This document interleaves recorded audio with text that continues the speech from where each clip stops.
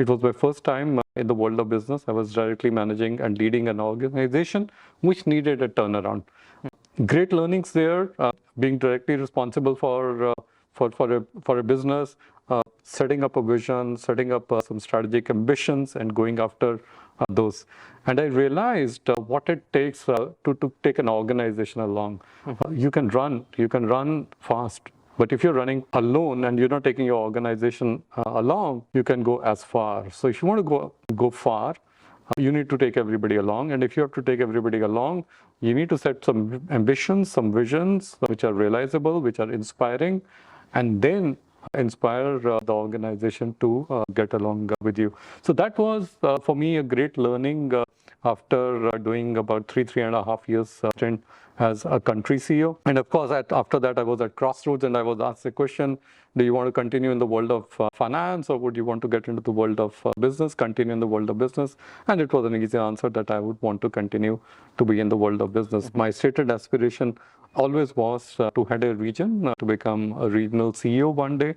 And that was my third marker, and it happened in 2021. Again, 3.5 years there, great learnings of leading a very diverse region across Africa, India, Middle East, where I can easily say there was no commonality at all. There was no homogeneity, and you need to find homogeneity in heterogeneity.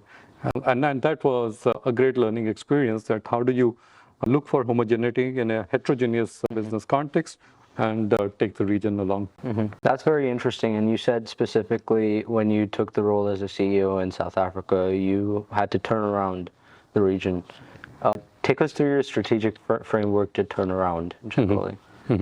So I think just to contextualize the business at that point of time, and I always look at business with a couple of lenses. First is how's the employee engagement? How are people doing? How engaged are in a business? So that's the first lens that I apply. The second lens I would apply is what are the customers saying, right? And when I looked at the scores, both were not doing well. So we had a very low customer engagement, and our customer feedbacks were actually somewhere in the negative domain. And I always believed, going back to your question on framework, that it's a bit of a flywheel. If you got an engaged employee base, if you got engaged teams, and if you got engaged people working with you, it almost leads you to some kind of a customer centricity, some kind of a customer satisfaction, some bit of customer loyalty, and which brings your business and brings you repeat business, and that's how this flywheel would go, right? Employee centricity, customer centricity, I think go hand in hand, and there's a bit of a domino there in as far as getting an engaging employee workforce, and then engage customer workforce.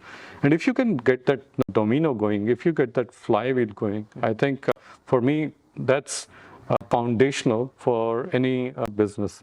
So Shivan, to your question, what was the framework? The framework was to to get this flywheel to move, right? And at the foundation was to get this to move, and then starting to set some vision, ambition of what we want to be. And I think that is very essential for any business, to outline very clearly who we are today, who we want to become tomorrow, and how do we want to get there.